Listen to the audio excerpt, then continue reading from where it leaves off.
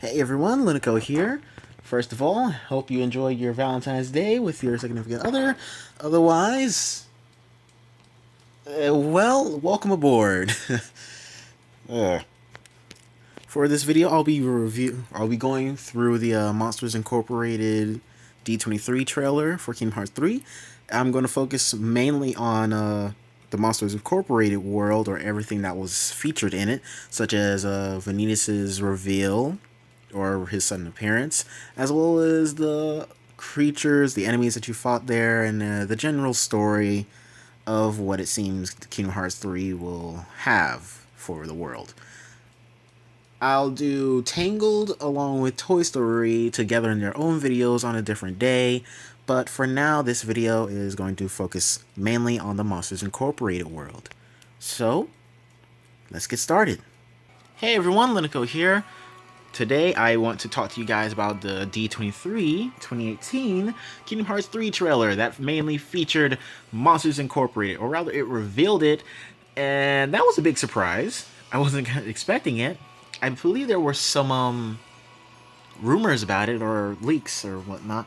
I'm pretty sure I saw an image one time, but I didn't really believe in it that much. There were numbers all over the image, and I think that means it's more of a in development build of the game or whatnot. But nonetheless, this is the video where I will be talking about Monsters Incorporated in Kingdom Hearts 3. I'll be doing a separate video talking about Tangled, and a separate video on a different day. So, until then, let's take a look at what we got here. So, quite clearly, as you can see, this is the Monsters Incorporated world. And really, it is very impressive. I am so glad to see this. I don't think we've ever seen this world at night. And I mean, I've seen the movie. Most of the time, whenever there's a nighttime shot, it's inside of a building.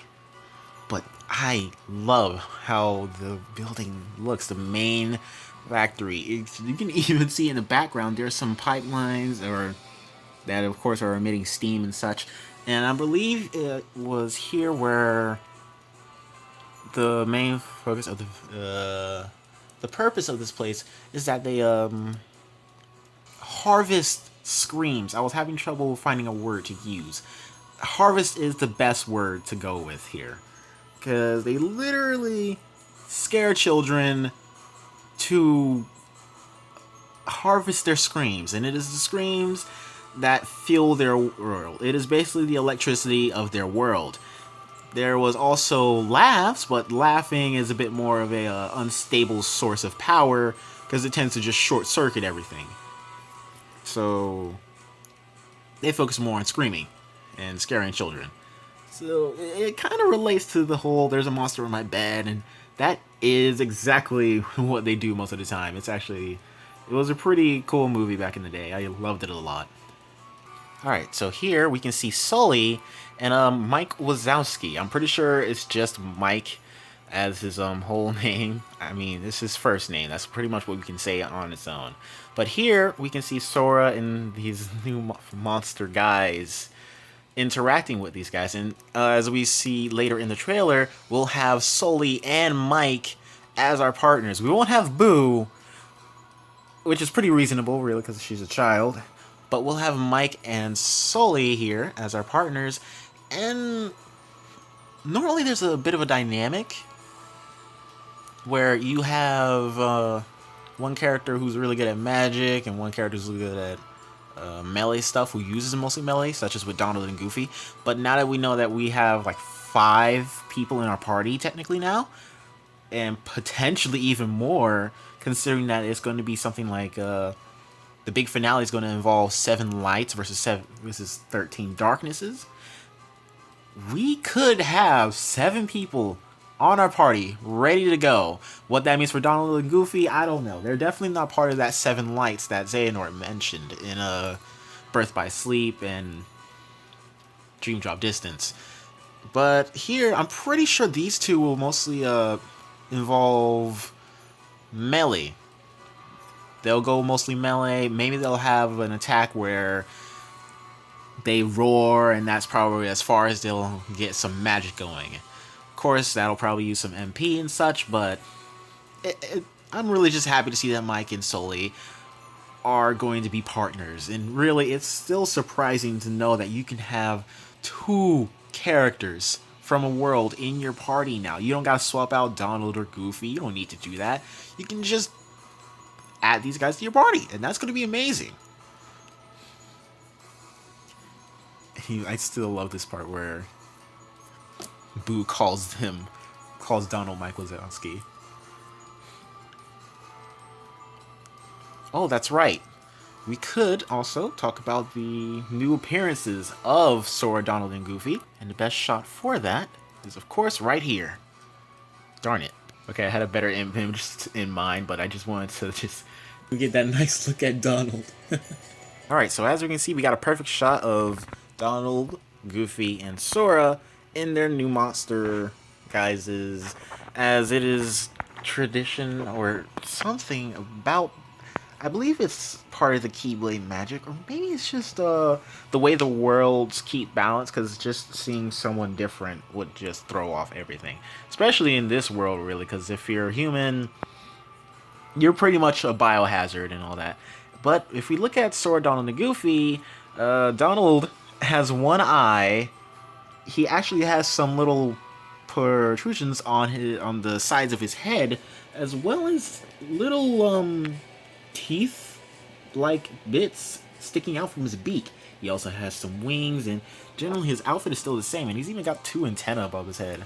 I'm pretty sure he's not wearing anything else other than his usual outfit from the other games. But over here, if we look at Goofy, he is completely different actually.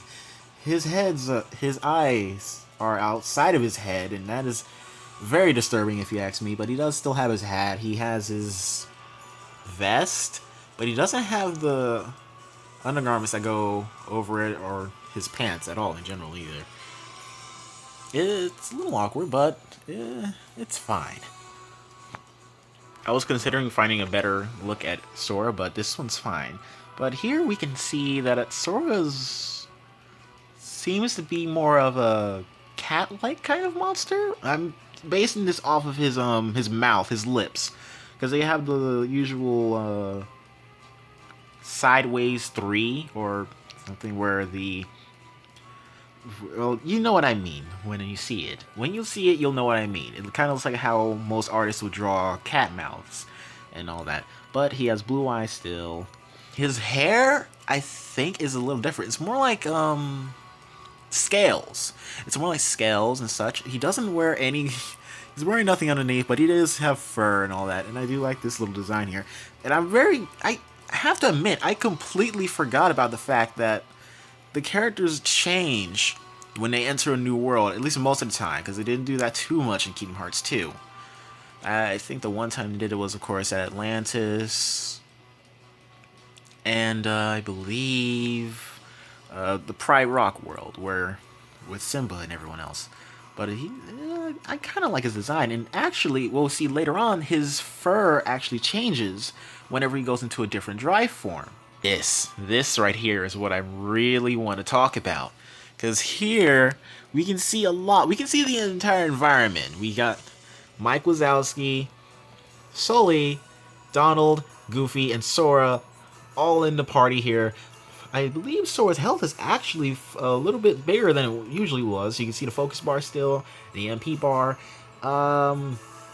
Focus usually aims towards a shot lock, but that's not too much to worry about. I believe the drive forms are instead viewing over here, over in this side, where you have the option to go into them. You're not forced into them like with command styles in Birth by Sleep or anything of the sort. But also, if you can look past the little play screen right here, there's a bit called Link. Now, when I first saw that, I believed it was something like the D-Link, where if in Birth by Sleep, once you go through a world or a certain scenario, you get a D-Link with a character, and if you use that D-Link, you get their moveset or something based off of it. It's weird, considering it's Sora, it's potentially the means that D-Links could come back. Otherwise, I'm not sure what links could be. I thought they could be combination attacks like what we had back in Kingdom Hearts 2. Where, like, in the fight with the Possessor, I believe, Sora and the Beast teamed up to do some sort of roaring attack. That was a reaction command that you can do. I would assume that if it's not a D-Link, that's what the link is for. Other than that, I'm not too sure, but I would really like to learn more. We can also see that there's a themed little commands thing, and that is very happy. I like that too. But right here, there's also this bit right here that caught my attention. It seems that if you fall a certain distance, you'll go into this free-falling animation here where it zooms in even closer. But there's also the potential thing that it just depends on where you jump off. Maybe it'll automatically start doing it. It doesn't matter how long you fall. Maybe it just depends on where you fall. But also, it's happy to see that this part right here doesn't hit Sora in any way. It doesn't make you stop suddenly. Although it would be hilarious to just see Sora just get hit and just fall on that spot and just kind of slink off there. And I think that's not as funny as I think making it out to be. But here is also what caught my interest. So we can get a general idea of what's going on in this part. You actually in the this is the work area where everyone brings in these doors. The doors actually lead to children's rooms, and this is how they suddenly get into the children's room, so they can scare them and get the scream factors or not. See these little red things here? And these right there in the background, those are actually the scream canisters. They hold those. And what I'm thinking is maybe you can hit those and maybe they'll release a screaming sound, and maybe that'll stun some enemies. It could also stun you, which may be why Sully is yellow. Of course, there's no signs that you could hit this or that it has been hit to cause something like this. Of course, Sora is using Thundaga right now, so maybe that's why there's a bit of yellow on everyone. Because if we go right here, right there, that guy right there was flashing yellow. Or it's like here. Of course, it's also a possibility that these guys release some sort of shocking attack, and maybe that's why Sully is yellow. Otherwise, this may be... his glow may be due to magic. If that is the case, then I guess that means someone used some sort of buffing magic on him. And maybe that's making him stronger, maybe his attack power, maybe because he's using less MP. Who knows? It also does show that he's already used some MP, so, or it's either his MP or his HP. Either way, we're not too sure yet. They haven't really released any information that I know of. However, there's some enemies here. We can see Sora's new Keyblade in action transforming, but what I want to focus on right here is the enemies. If we look right here, that enemy actually has an inverse mark right on its nose. And that means Vanitas is back, as we found out later in the trailer. And we actually see 3 enemies here. We see these monsters right here. We don't got a name for them yet. We see the Flood, I believe is what it was called, as well as whatever that is. And we actually see multiple. This one actually reminds me of Randall, because it seems to have more of a chameleon face. But there's also one over there slinking around in the background. And then, actually, I think that's the same kind of unversed. I'm assuming these are all unversed, because I doubt they would do unversed and heartless all together. And even back in Birth by Sleep, Heartless were like rarely shown. It was mostly just unversed in Birth by Sleep. But this shows that Vanitas is back, as we found out later in the trailer. Alright, so right here, we also get to see where all the doors come from. Everything is sectioned off into a certain place, and everything of the sort. You can grab onto the doors, it seems. Now, what I'm curious about is where do you start? Where can you get off? I'm assuming you can jump off or just let go of the doors, and you'll fall right here. Of course, it makes me wonder what happens if you let go. Maybe you'll automatically die, or rather, you'll lose some HP, and we'll have a little cutscene where the screen goes dark and you return to wherever you started. Right here, it's also a little command here for rail slide, as we'll see soon. Right here, there we go. And I can't really get a good idea of what the enemies are in this shot. I'm assuming they're still unversed, but but you can shoot them down or just shoot them and blow them up and such, as we saw in Olympus Coliseum. in the, or rather Mount Olympus, Sora did something very similar to this, and he took out all the enemies while riding around on a rail. Also, right here, the riding, I forgot it that quickly, but we have a new skill command right here called Take Cover. I'm assuming that's how Sora gets down here, right here. He does, this is Take Cover, and this is, of course, to ride the rail. And of course, he can open fire. Alright, so this next bit here just straight up shows that we're getting flow motion back, or something. Well, it'll probably still be called flow motion. I imagine they wouldn't call it that because it was something they introduced back in Dream Drop Distance in the Dream World. Of course, I'm pretty sure that's just a technique that you'll have eventually. Maybe you gotta level up to some point and you'll learn it and you can equip it and such. So maybe it's not required. It's optional. I don't even think you had to do it back in Dream Drop Distance. You didn't have to. It was something you could just do.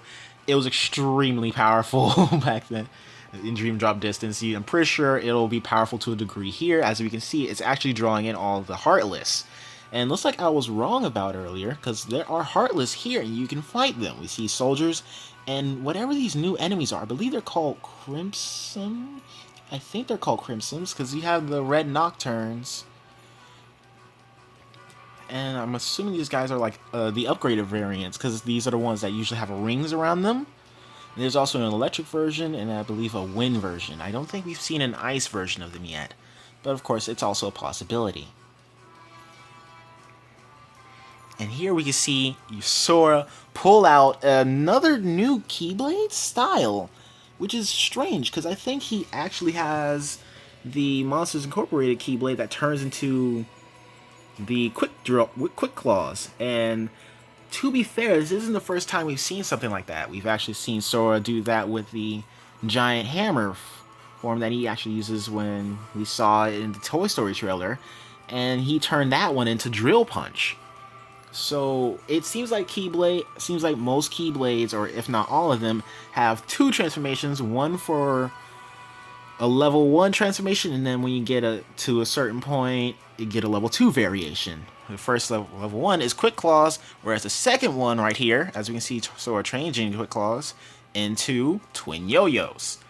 And the transformation itself seems to be an area of effect attack, and I'm assuming it's going to be a little wonky here, because in my eyes, it looks like it's going to be a little weird to use. Sora's kind of just floating around the place. And and as I mentioned, Sora's fur has changed color. It has gone from gray to more of an orange and pink. He has pink stripes on his legs, as you can see. But we don't see too much of Twin Yo-Yos other than the fact that Sora is crushing this large body. Its front side cannot protect him anymore. Now this is, oh wow, he is cross-eyed right there. That is disturbing. Alright, so here in particular, I'm actually pretty interested in what's going on here. All the characters are actually in a little stance, and I want to get a good shot of that, but it's kind of hard to do. But yeah, right here. So they're all in the bit of the scaring position. I believe that's what it was called. They all had that same thing. So I'm assuming it's some sort of cutscene, or maybe it's a special attack where everyone just gets together. Sully, you were bothering me with that look right there, man. But here we see Sora actually use Mike to bowl through these Heartless. And I'm assuming this is a cutscene, because I doubt they would actually have something like this as just a straight up command. It's effective, and it's kind of funny. But here, this is what really surprised me. We have Dream Eaters not in the Dream World. So I'm assuming this is like a summon. Alright, forgive me for that slight little pause there and that sudden cut. I had to deal with something real quick. Now then, back to what I was talking about. The Dream Eaters are back, and it seems like they're going to be a summon, much like Ariel was during the Tangles part of that. And it was initially an interesting thing, but it looks like it's more of an attack than anything. Well, to be fair, everything that looks like it is normal attack is actually part of is usually a finisher. And right here, we can actually see that even during this cutscene, Sora will take damage right about, yeah, right here. Now, what he's using right now is being called the Wonder Balloon. As you can see right here. You can see it has moves called Balloon Rush and Tornado Jump. And I can assume it's called the Wonder Balloon because at the very end here, it pops into a mass. It just pops out and from it just a bunch of Dream Eaters. I would try to name them all, but I don't really have the time to do that. And I can't really have enough time remembering their names as is. And then it looks like Sora's already in a standard position during this. Now, I'm sure you'll have a whole sequence of commands you can go through. Even right here, I'm pretty sure this is probably going to be an attack, but it's probably just part of the summon. You can probably do some quick bashes and runs here before you get to the final finisher where you just summon a big old Meow Wow balloon and that pops up into multiple Dream Eaters. And I'm assuming that those are just gonna crash into things and it'll be just a massive area of effect attack, kind of like that shot lock that we saw with Counter Shield back in the Mount Olympus trailer. And of course we have the final scene here with Vanitas, the source of the Unversed itself. Vanitas is back, which means that more likely than not, Roxas is coming back, and of course I'm ecstatic. I love Ventus. I kind of like him more than Roxas, really. But I was kind of exposed to Ventus more than I was to Roxas, so what can you do? But here we can see that Vanitas is, of course, recognizes Sora. Now I wonder if he knows what Sora really looks like. Otherwise, I won't focus on that too much. But here we know that Vanitas, he's probably causing trouble in the Monsters Incorporated world with all these Unversed popping around. And really, I wonder if the Monsters Incorporated characters just kind of believe that these are monsters that are just running rampant and they can't stop them. But I'm sure Sora will know. This is probably going to be our first time going up against the Unversed with Sora. So I'm kind of really interested into the story side of this Monsters Incorporated world. And I really can't wait to see what's going on. Sora knows who Ventus is, but even he's surprised about this. But this is because Ventus is inside of Sora's heart healing, or at least a part of Ventus's. And of course, Ventus knows this. He's after Ventus so that he can finally take full control, regain the Keyblade, or the X-Blade, really. That's what it's written as, and I'm going to, for the sake of not causing any confusion, it's called the X-Blade, okay? It's like two Keyblades with an X mark, with a blade actually forming in between where they cross. Nonetheless, Vanitas is after Ventus, but of course, Sora's not going to let that happen. Get out of here. But yeah, this is pretty much everything that I got from the Monsters Incorporated trailer. Of course, there may be a few things that I failed to talk about or things that I did not notice, and if that's the case, please let me know in the comments below. I am new to doing things like this. This is probably my second time going over a trailer of Kingdom Hearts 3, and of course, I'm rusty. So, once again, please let me know if there's anything I missed in the comments below. If you're excited for this game, of course, comment down below what you think is going to go on in the Monsters Incorporated universe once we get there. And, yeah. See you guys in the next video, because the next one will be Tangled. Well, yeah, maybe I should talk about both Tangled and the Toy Story, because we kind of got more Monsters Incorporated than we did get information or anything from the trailer about the Tangled world in Toy Story. So I'll probably do those in a combined video. I don't know. I might. Please let me know if you guys want that kind of thing. I mean, I may decide on my own in the future. If so, I'll probably like edit it in there at some point. But, you know, I am, of course, very excited for Kingdom Hearts 3. And I'm, of course, very excited to talk about it again. So, until then, everyone, please remember, we scare because we care. Happy Valentine's Day, bye!